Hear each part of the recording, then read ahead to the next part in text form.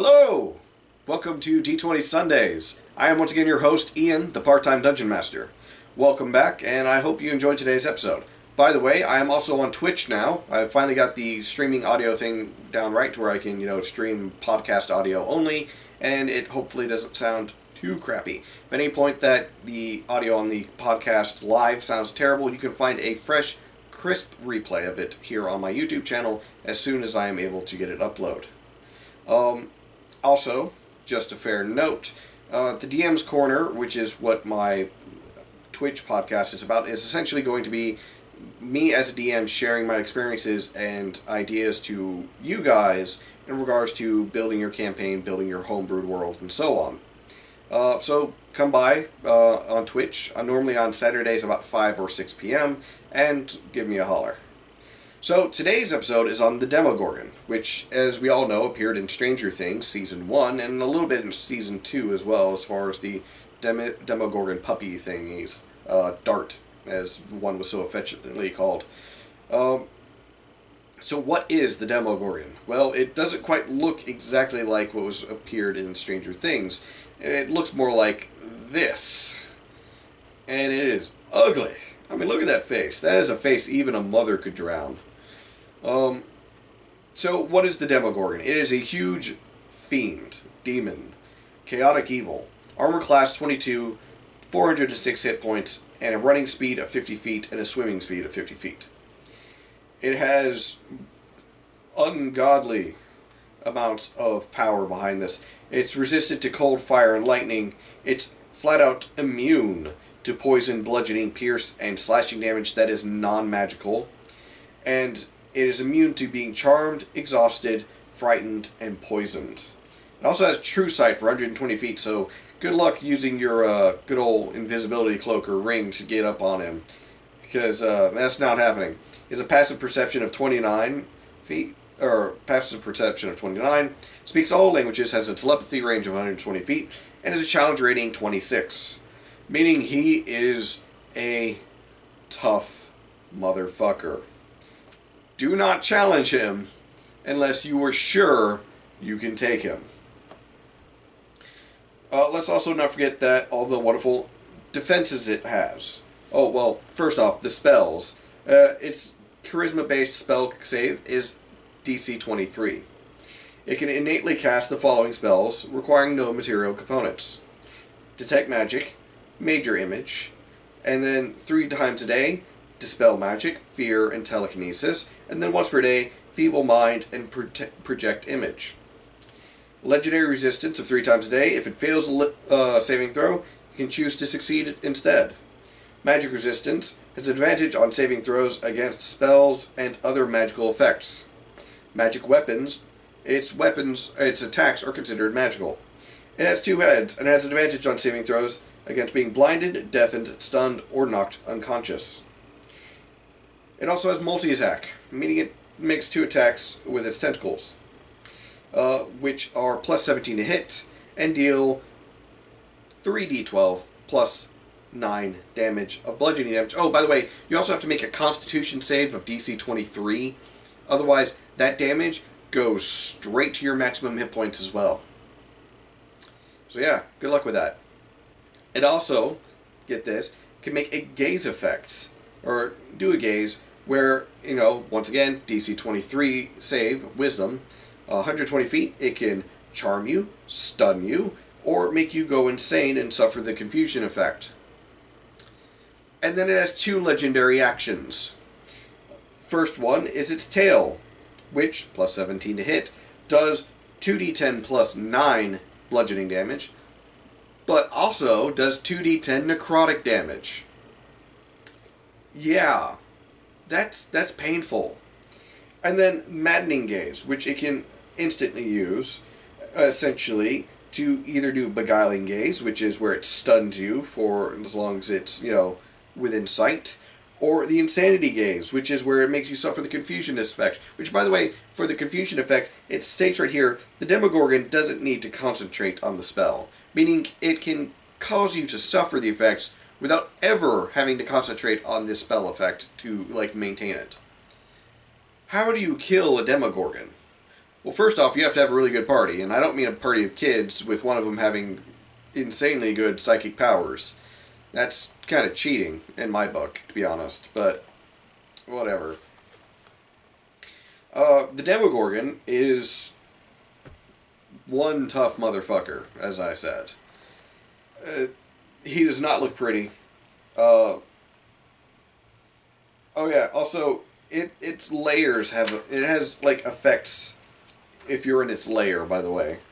On an initiative count, if it's in its layer, if it losing initiative ties, Demogorgon can take a layer action to cause one of the following effects. He can't use the same effect 2 rounds in a row. First one, creates an illusionary duplicate of himself, which appears in his own space and lasts until initiative count 20 on the next round. On his turn, he can move the illusionary duplicate a distance equal to his walking speed, no action required. The first time a creature or object interacts physically with the Demogorgon, for example by hitting him with an attack, there's a 50% chance that the illusionary duplicate is being affected, not the Demogorgon himself, in which case the illusion disappears. Essentially the blink spell, or the after image. You hit the after image, it dissipates, but you still got the real thing right there in front of you. And the other one is the Demogorgon casts the darkness spell 4 times at its lowest level, targeting different areas within the spell. It doesn't need to concentrate on the spell, which ends on initiative count 20 of the next round. Kind of a dick move. Even if it loses, it can do this. Even if it's not the first in the order, it can do those. It also has regional effects. The region containing the Demogorgon's lair is warped by his magic, creating one or more of the following effects. The area within 6 miles of the lair becomes overpopulated with lizards, poisonous snakes, and other venomous beasts. Beasts within 1 mile of the lair become violent and crazed, even creatures that are normally docile. If humanoids spend at least 1 hour within 1 mile of the lair, that creature must succeed a DC 23 Wisdom saving throw, or descend into a madness determined by the Madness of Demogorgon table. A creature that succeeds on this saving throw can't be affected by the regional effect, again for 24 hours. If a Demogorgon dies, these effects fade over the course of 1d10 days. It is so evil that it warps a 6-mile radius around its lair. That's pretty evil. And the madness of the Demogorgon, by the way, which is if a creature goes mad in Demogorgon's lair or within the line of sight of the Demon Lord, roll on the Madness Demogorgon table to determine the nature of the madness, which is a character's flaw that lasts until cured. See the Dungeon Master's Guide for more on madness.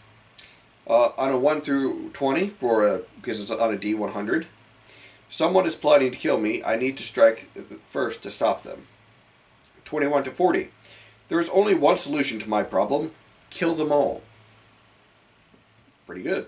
41 to 60. There is more than one mind inside my head. That is slightly terrifying. 61 to 80. If you don't agree with me, I'll beat you into submission to get my way. I feel like there's a number of players that already like that. 81 to 100. I can't allow anyone to touch anything that belongs to me. They might try and take it away from me. I also feel like there's already players like that. There's nothing like getting players to chase a little thief, halfway across the continent because he stole a coin pouch with like 10 gold in it, even though they've got thousands of gold elsewhere. It's not the fact that he stole, it's the fact that he stole from us. I guess, I don't know. But the Demogorgon is evil. It's in the Mordenkainen's Tome of Foes, by the way, page 144. This thing is nasty. I mean, how do you kill this? Well, this is CR26. You're going to need a really good party. It's going to have to be magicked up because there's no way you're going to be able to even hurt it unless your weapons are magical. And also, you can't do cold, fire, or lightning damage to it because it's resistant to those.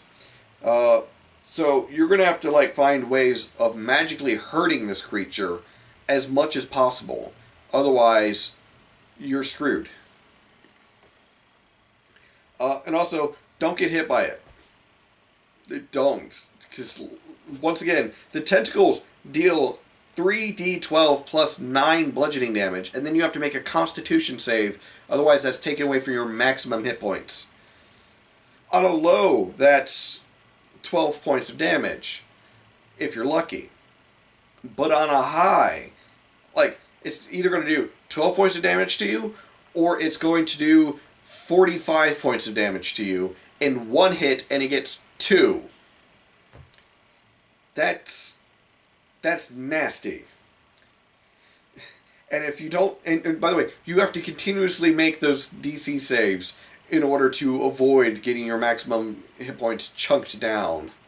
And then there's the tail. The tail. Don't get hit by its tail because it's just as bad with 2d10 plus 9 bludgeoning damage, but then another 2d10 necrotic damage. So that's a low of 13 to a maximum of 49 hit points just gone like that. Sure, it's not your maximum hit points going away, but that's still 49 points of damage. That hurts. So you need to have some really tanky individuals who are magicked up, who can flank and get into position well enough to where they can at least try and mitigate how much damage the Demogorgon puts out and who it targets at each time. If you can essentially rotate out which target it goes for, then you can sort of almost mitigate, how everything's going. But here's the problem with that, because that mostly only works with stupid creatures and in video games. This is Dungeons and Dragons, and it's got an intellect of 20, meaning it's smarter than most creatures, smarter than most players. It's going to know, oh hey, they're going to try and, bring that guy away from me and put this threat in front of me, but I know that guy's weaker because I hit him already, so I'm going to keep going for him. Or it'll be smart and go, I'm going to use my illusionary effect and then the darkness effect to where I can quickly get closer to the spellcasters and ruin their days. The Demogorgon is an intelligent, terrifying endgame boss. That's what it is. It's a boss. It's a demon lord. This thing is something you throw at your players at the end of a campaign. But at the same time, a Dungeon Master's job isn't to make sure that the players survive. Your job is to make sure that they have fun. Now, Demogorgon is going to be one of the greatest challenges that you ever throw against them. So tell me, how would you beat a Demogorgon? Catch you in the next D20 Sundays.